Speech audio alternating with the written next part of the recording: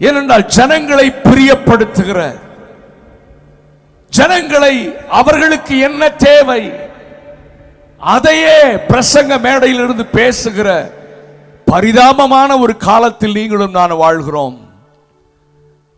ஆண்டவர் சொன்னார், உனக்கு 2 கண்ணு இருக்கு, ஒரு கண்ணு இடரல் உண்டாக்குச்சுன்னா என்ன செஞ்சிரு சொல்லுங்க, பிடுங்கிரு. ஒரே ஒரு கண்ணு, அதோட நீ பரலோகம் வந்து சேர்ந்துடலாம். இந்த பூமியில உனக்கு குறைவு இருக்கலாம், பூமியில உனக்கு வியாதி இருக்கலாம், பூமியில உனக்கு ஒரு சில காரியங்கள் இருக்கலாம், அதை பத்தி கவலைப்படாத. எப்படி பரலோக ராஜ்யம் வந்து சேர்றதுன்னு பாரு. நித்திய ஜீவனை சுதந்தரிப்பதற்கு நீ வழிகளை தேடு என்றுதான் ஆண்டவர் நமக்கு அழைப்பு கொடுக்கிறார். நல்ல கரங்களை உயர்த்தி ஒரு அல்லேலூயா சொல்லுங்க. ஏன்னா எங்களுக்கு இந்த உலக ஆசீர்வாதத்தை மட்டும் பேசி நயவஞ்சகமாக ஜனங்களை மயக்குகிற காரியம் எங்களுக்கு தெரியாது. ஒருவேளை சத்துருவை சொல்லுகிறதுனால் அநேகம் தரம் சத்துருவாக வேணால் மாறி போயிருக்கிறோம். ஆனால் சபை பக்தி விருத்தி அடைந்து ஒரு நாளிலே கிறிஸ்துவிற்கு முன்பதாக நீங்களும் நானும் நிற்க தகுதி உள்ளவர்களாக மாற இந்த வேத வசனம் நம்மை புடமிட்டு கிறிஸ்துவை போல மாற்றும் என்பதில் எந்த சந்தேகமும் இல்லை. ஆகவே சத்தியத்தை சத்தியமாகவே பேசுகிறோம். ஒருவேளை அட்ராக்டிவ் பிரீச்சிங் இருக்காது, ஆனா கலப்படம் இல்லாமல் வசனத்தை பேச கர்த்தர் எங்களுக்கு கிருபை தருகிறார். சத்தியத்தையும் அறிவீர்கள், சத்தியம் உங்களை விடுதலையாக்கும். ஸோ கவனிங்க, இந்த மாலை நேரத்தில் இந்த கூடாரத்திற்குள்ளே உங்களுக்குள்ளே ஒவ்வொரு செகண்டும் இருக்க வேண்டிய காரியம், நான் எப்படி தேவ ராஜ்யத்தை சுதந்திரித்துக் கொள்வது, நான் எப்படி நித்திய ஜீவனை சுதந்திரித்துக் கொள்வது, அதற்கு நான் என்ன செய்ய வேண்டும், எதை விட வேண்டும். நான் எதை வேண்டுமானாலும் இழப்பேன், ஆனால் தேவ ராஜ்யத்தை மட்டும் இழக்க மாட்டேன் என்கிற ஒரு தீர்மானத்தோடு பின்பற்றுகிற ஒரு கூட்டம் தான் ஆமென் பரலோகத்தை சுதந்திரிக்கும் என்பதிலே சந்தேகமே இல்லை. ஹல்லேலூயா. அதனால்தான் ஆண்டவர் பரலோக ராஜ்யத்தை குறித்து பேசும்போது பரலோக ராஜ்யம் ஒரு முத்து வியாபாரிக்கு ஒப்பாக இருக்கிறது. முத்து வியாபாரி அப்படின்னு சொன்னா பிசினஸ் மேன். அதாவது இங்கே நிறைய பேர் பிஸ்னஸ் பீப்புள் இருப்பீங்க. எங்கெங்கெல்லாம் நீங்கள் பிஸ்னஸுக்கு போகிறீங்களோ இல்லை, அல்லது பிஸ்னஸில் சாதாரணமாகவே போனாலும் உங்கள் கண்கள் உங்கள் பிஸ்னஸோடு கலந்து தான் காரியங்களை பார்க்கும். இந்த முத்து வியாபாரி எங்கே போனாலும் ஒரு டைமண்ட் கிடைக்காதா, இதை நம்ம இன்னும் ப்ரெஷியஸை இன்னும் லாபத்துக்கு வித்தரலாம், நம்ம பெரிய ஆள் ஆகணும், இந்த கனவோடு தான் இருப்பார். ஒரு நாள் விலை உயர்ந்த முத்தை அவர் பார்த்து விட்டார். இதுவரைக்கும் அவர் அதை பார்க்கவே இல்லை. அதை பார்த்த உடனே தன்னிடத்தில் இருக்கிற பணத்தை எடுத்து பார்த்தாரு, பத்தில். தன்னிடத்தில் இருந்த வீடு காரெல்லாம் விற்று எல்லாத்தையும் விற்று அந்த பணத்தை கொண்டு போய் கொடுத்து அதை பெற்றுக்கொண்டார் என்று பைபிள் சொல்லுகிறது. அதுக்கு பிறகு சந்தோஷமா வந்தாராம். ஆமென். அந்த முத்து தான் பரலோக ராஜ்யம். அந்த முத்து அதுதான் விலையேற பெற்றதுன்ற அறிவு எப்போ உங்களுக்கு வருகிறதோ இந்த உலகம் எல்லாம் உங்களுக்கு குப்பையா மாறிடும். அதை பெற்றுக்கொள்வதற்கு நான் எதையும் இழக்காயத்தம், என்னிடத்தில் இருக்கிற அனைத்தையும் இழந்தாலும் அந்த பரலோக ராஜ்யமாகிய விலையேற பெற்ற முத்தை நான் பெற்றுக்கொள்வேன் என்கிற தீர்மானத்தோடு ஆண்டவரை பின்பற்றுகிற ஒரு கூட்டம் தான் நித்திய பரலோக ராஜ்யத்தை சுதந்திரிக்கும். கரங்களை உயர்த்தி ஒரு அல்லேலூயா சொல்லுங்க. ஹல்லேலூயா. இயேசுவிடத்தில் வந்தால் எனக்கு என்ன கிடைக்கும் சொல்லுங்க? நித்திய ஜீவன் கிடைக்கும், நித்திய பரலோக ராஜ்யம் கிடைக்கும். ஆனா சும்மா கிடைக்காது. வசனத்தின்படி வாழ்ந்தால் சத்தியத்தை கை கொள்ளுகிற உத்தம ஜாதி, ஆண்டவருக்காக இந்த உலகத்தை வெறுத்து, இந்த உலக ஆசைகளை வெறுத்து, பாவத்தை வெறுத்து, ஆமென், ஆண்டவரை போல பரிசுத்தமாக வாழ தன்னை முழுமையாக ஒப்பு கொடுத்து வேதத்தை வாழ்க்கையாக மாற்றுகிற, ஆமென், பரிசுத்தத்தின் மேல் பரிசுத்தம் அடைந்து ஆண்டவருக்காக வாழ்கிற ஒரு கூட்டம் தான் நித்திய ஜீவனை சுதந்திரிக்கும். ஹல்லேலூயா.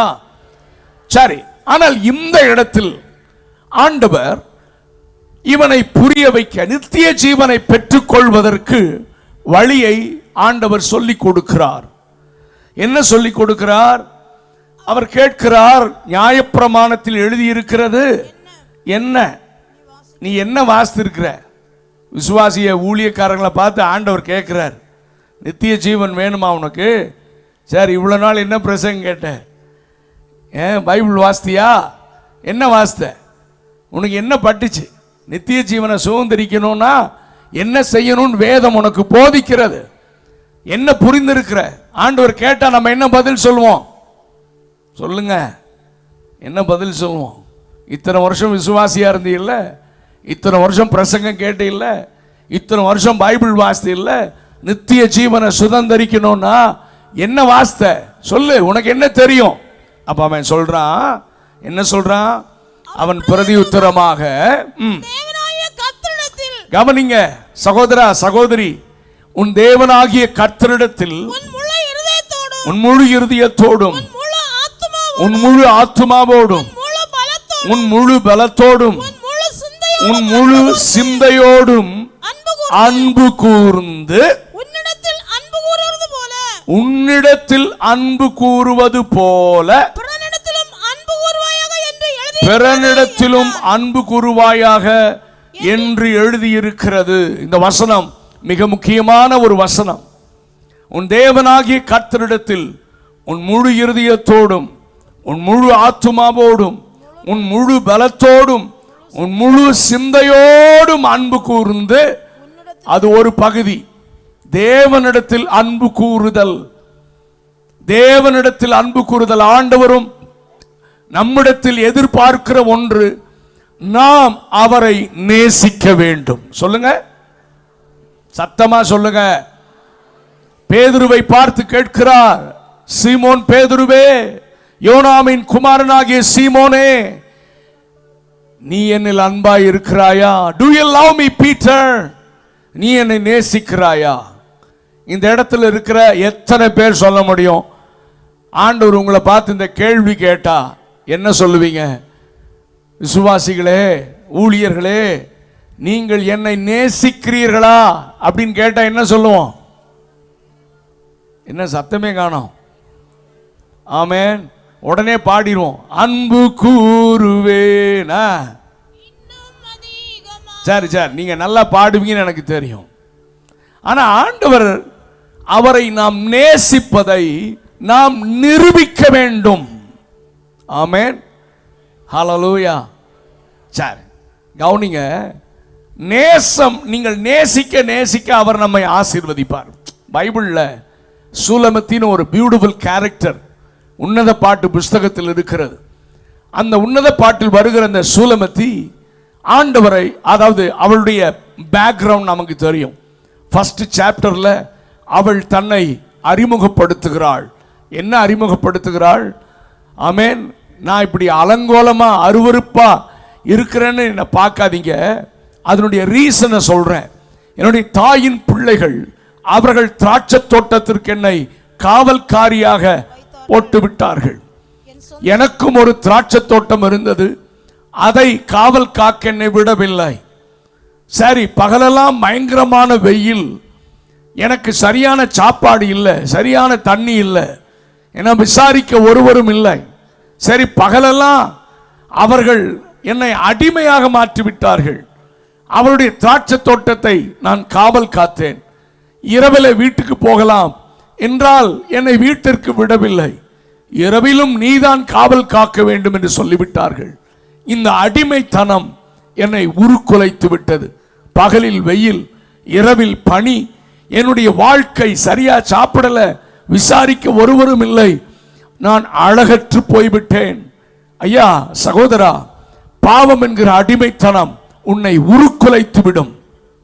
பாவம் என்கிற அடிமைத்தனம் உன்னுடைய வாழ்க்கையை நாசமாக்கிவிடும். சோ அப்படி அடிமைத்தனத்தில், பாவத்தில் யாரும் கேட்பாரற்று எல்லாரும் வெறுக்கிற ஒரு நிலையில் இவள் மாறி போன, இனி இந்த தோட்டத்திலேயே நான் மரித்து விடுவேன், எனக்கு ஒரு எதிர்காலமே இல்லை என்று அவள் தன் நம்பிக்கையை இழந்து அந்த திராட்சை தோட்டத்தில் காவல் காத்து கொண்டிருக்கும் பொழுதுதான் ஒரு நேசர் அவளை தேடி வந்தார். ஹல்லேலூயா. நீங்களும் நானும் நல்லா இருக்கும்போது தேடி வரலையா? பாவத்திலே ஆமென் உளையான சேற்றிலே புரண்டு கொண்டிருந்த பொழுது, நம்பிக்கை அற்ற நேரம், எல்லாராலும் கைவிடப்பட்ட நேரத்தில் தான் நம்முடைய நேசர் நம்மை தேடி வந்தார். அப்படி சொல்றவங்க மட்டும் ஒரு அல்லேலூயா சத்தமா சொல்லலாமா? ஹல்லேலூயா. அந்த நேசர் வந்த உடனே அன்பை பொழிகிறார். நான் உன்னை நேசிக்கிறேன் என் பிரியமே, நீ ரூபவதி. இதுக்கு நம்ப முடியல இந்த அம்மாக்கு. யாரை பார்த்து சொல்றீங்க? உன்னை பார்த்து தான். உன்னை எனக்கு ரொம்ப பிடிக்கும், உன்னை நான் நேசிக்கிறேன். பாவியான என்னை அவர் நேசித்தார். ஆமென். நான் நல்லவனாக இருக்கும் பொழுது அல்ல, பாவியாக துரோகியாக இருந்தப்போ கர்த்தர் தம்முடைய அன்பை என் மேலே பொழிந்தருளினார். ஒரு அல்லேலூயா சத்தமா சொல்லுங்க. இதுதாங்க ஆண்டவருடைய அன்பு. அவர் நேசித்தார், நேசித்தார், நேசிக்க ஆரம்பித்தார். பதிலுக்கு இந்த அம்மாவுக்கு யாருமே நேசிக்காத ஒருத்தர் ஒரு நேரத்தில் என்ன ஒருத்தர் நேசிக்கிறார்னா அவங்களுக்கு எப்படி இருக்கும்? இவங்களும் அன்பை பொழிந்தார்கள். அந்த அம்மாவும் நேசிக்க ஆரம்பிச்சா. நேசரே வாரும், வயல்வெளிக்கு போவோம், கிராமங்களில் தங்குவோம், அங்கே என்னுடைய நேசத்தின் உச்சிரங்களை நான் உமக்கு கொடுப்பேன். உங்க பார்க்காம இருக்க முடியல. அன்பு மழையை பொழிகிறாள். அவர் பார்த்தாரு, சே கொஞ்சம் அன்பு காமிச்சேன், இவன் என்ன எவ்வளோ நேசிக்கிறா பாருன்னு சொல்லி அவர் இன்னும் நேசிக்க ஆரம்பித்தார். இவள் இன்னும் நேசிக்க ஆரம்பித்தாள். ஆண்டவர் அந்த அடிமை, அந்த நேசர் அடிமைத்தன சங்கிலியை முதலாவதாக முறித்தார். அடிமையாய் உருக்குலைந்திருந்த அவளை விடுதலையாக்கினார். சுதந்திரவாளியாக மாற்றினது மட்டுமல்ல, தனக்கே ஒரு நேச மனவாட்டியாக மாற்றிக்கொண்டார். ஹல்லேலூயா. ஆமென். இவன் நேசி பயங்கரம் அன்பு வார்த்தை, நேசம் நேசம். ஐயோ உங்களை பார்க்காம இருக்க முடியல, எங்க போனீங்க, என் தாயின் வீட்டில் பிறந்திருக்கலாமே. அவ அன்பை பொழிகிறாள். அந்த நேசர் பார்த்தாரு, அடிமைத்தன நுகத்தடியெல்லாம் முறிச்சு ஒரு நல்ல ஒரு விலை உயர்ந்த ஒரு அரண்மனையை கட்டி அவளை ஆசீர்வதித்து அங்கு வைத்தார். ஆசீர்வாதம் அந்த உடனே, நல்ல கவனிங்க, ஆசீர்வாதம் அந்த உடனே நேசர் மேலே வைத்திருந்த அன்பு தணிந்து போகிறது. இது ஒரு பெரிய பயங்கரமான காரியம். இது முழு உலகத்திலும் இது நடக்கிறது. தாழ்மையில ஒன்றுமில்லாமல் இருக்கும்போது அவரை பற்றி கொண்டிருந்த விசுவாசம், அவரை நேசித்த நேசம், நம்முடைய வாழ்க்கை உயர உயர, ஆசீர்வாதம் உயர உயர, ஆமே, நம்முடைய பதவி உயர உயர, நம்முடைய பொருளாதார வசதி உயர உயர, நம்மிலே ஏன் அந்த குறை வருகிறது? தேவனை தேடுகிற, தேவ சமூகத்தை தேடுகிற, தேவனை நேசிக்கிற நேசம் குறைந்து விடுகிறது. ஆண்டவர் 7 சபைகளில் மத்தியிலும் உலாவி, நீ ஆதியில் இருந்த அன்பு இல்லப்பா. ஆண்டவர் எவ்வளவு வேதனையோடு சபையில உலாவுகிறார். நீ எல்லாம் பண்ற, நீ உங்ககிட்ட கிரியை இருக்கு, உங்ககிட்ட விசுவாசம் இருக்கு, எல்லாம் இருக்கு, ஆனா ஆதியில் இருந்த அன்பு இல்லப்பா. நீ ஊழியம் செய்யற, நீ ஜெபம் பண்ற, நீ எனக்கு காணிக்க கொடுக்கிற, நீ ஊழியத்துக்கு கொடுக்கிற, ஆனால் ஆதியில் இருந்த அன்பு இல்லை என்று ஆண்டவர் நம்மை பார்த்து சொல்லுகிறார். ஆதியில் இருந்த அன்பு. கவனிங்க. அப்போ ஆண்டவரை முழு இருதயத்தோடு, இந்த வசனம் சொல்லுகிறது, முழு சிந்தையோடு முழு பலத்தோடு அன்பு கூற வேண்டும் ஆண்டவரிடத்தில். அன்பு குறைஞ்சிருச்சு, அன்பு குறைஞ்சிருச்சு. இப்போ இந்த சூலமத்தி ரெஸ்ட் எடுக்க ஆரம்பிச்சிட்டா. ஜெபம் பண்ற நேரமெல்லாம் இப்போ ரெஸ்ட் எடுக்கிற நேரமா மாறிடுச்சு. அதிகாலை ஜெபம், நடுராத்திரி எழும்பி ஜெபிக்கிற ஜெபம் எல்லாம் இப்போ காணாம போயிடுச்சு. ஏன்னா கம்ஃபர்ட் ஜோன் வந்துருச்சு, நல்ல வசதி வந்துருச்சு. ஜெபம் பண்ணணும்னு உள்ள ஆவியானவர் என்னை உணர்த்துகிறார். ஆனால் நான் எனக்கு ரெஸ்ட் எடுக்கணும், கொஞ்சம் தூங்கணும்னு தோணுது, எனக்கு நிறைய வேலை இருக்குது, 1000 காரணங்களை ரெடியாக வச்சிருக்கிறோம். இப்போ நேசர் பார்த்தார், என்னடா ரொம்ப நாள் ஆச்சு, என்னை ஒரு நிமிஷம் கூட பார்க்க முடியாதுன்னு சொல்லிட்டு இருந்தா, இப்போ ஆளே காணுமே. இப்போ அவள் நேசரை தேடி வருவது போய் இவர் நேசர் இவளை தேடி வருகிற காலம் மாறிவிட்டது. சூலமத்தி அவளை தேடி நேசர் வருகிறார், கதவை தட்டுகிறார். அம்மா ரொம்ப நாள் ஆச்சு என் கூட நீ பேசி, அதிகாலையில் எழும்பி என்னோடு உறவாடி ரொம்ப நேரம் ஆச்சு, உன் கதவை தர, நான் உன் கூட என் டைமை ஸ்பெண்ட் பண்ண விரும்புகிறேன்னு கதவை தட்டினா உள்ளேருந்து சொல்கிறேன், உமக்கு நேரங்காலம் இல்லையா? இப்போ தான் நான் வந்தேன், இப்போ தான் டயர்டாக இருக்குது, இப்போ தான் நான் ட்ரெஸ்ஸை சேஞ்ச் பண்ணேன், இப்போ தான் காலை கழுவினேன், இப்போ தான் பெட்டில் ஏறினேன். இவள் சொல்லுகிற காரணங்கள் நேசரை எப்படி உடைத்திருக்கும் யோசித்து பாருங்கள். ஏதோ சூலமத்தியே யோசித்துட்டு இருக்காதீங்க. நம்முடைய உங்களுடைய என்னுடைய இறுதிய கதவை தட்டின ஆண்டவர் தினம்தோறும் நம்மை எழுப்புகிறார். அவர் அவருடைய வேலையில் நிற்பதே இல்லை. தினந்தோறும் நம்முடைய கதவை தட்டுகிறார். அவர் நம்மை ஜெபிக்க வைக்க முயற்சிக்கிறார். வேதம் வாசித்து தியானிக்க நம்மை ஏவுகிறார். மற்றவர்களுக்கு சுவிசேஷம் சொல்ல நம்மை ஏவுகிறார், உந்தி தள்ளுகிறார். எனக்குள்ளே உங்களுக்குள்ளேயும் வாசம் பண்ணுகிற பரிசுத்த ஆவியானவர் அவர் வைராக்கிய வாஞ்சையாக கிரியை செய்து கொண்டே இருக்கிறார்.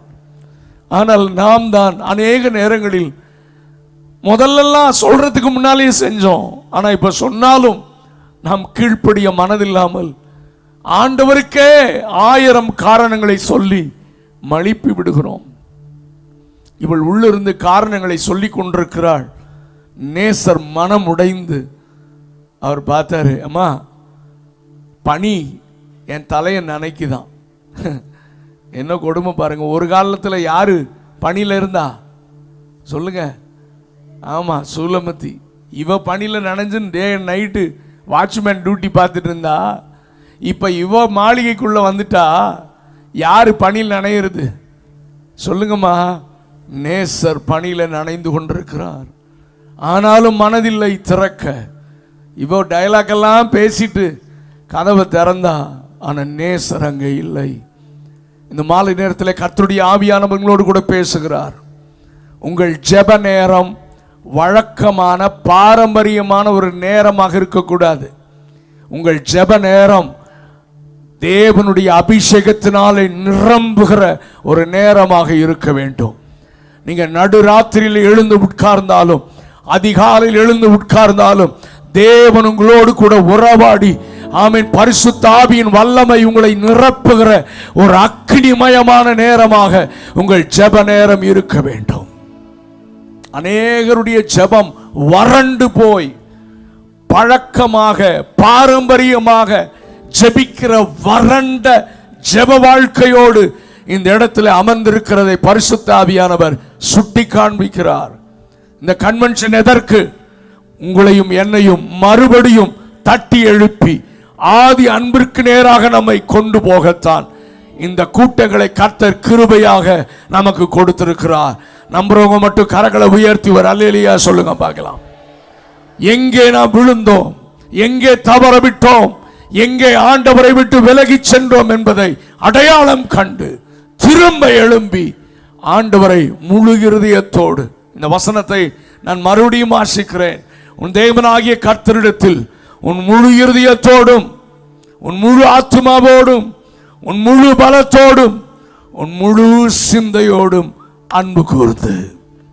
எத்தனை பேர் இந்த மாலை நேரத்தில் ஆண்டவரே, உண்மைதான் ஆண்டவரே, நீங்க ஆசீர்வாதம் வந்துருச்சு, நீ என்ன ஆசீர்வதித்து உயர்த்தினீங்க, அதனால உமக்கு கொடுக்க வேண்டிய நேரத்தையே நான் கொடுக்காம நான் எக்ஸ்கியூஸ் சொல்லிட்டு இருக்கிறேன்ப்பா.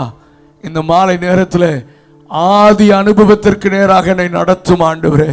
அப்படி சொல்றவங்க மட்டும் உங்க வலது கரத்தை உயர்த்தி ஒரு நிமிஷம் ஜெபம் பண்ணலாமா? ஆதி அனுபவத்திற்கு நேராக கேளுங்க கேளுங்க.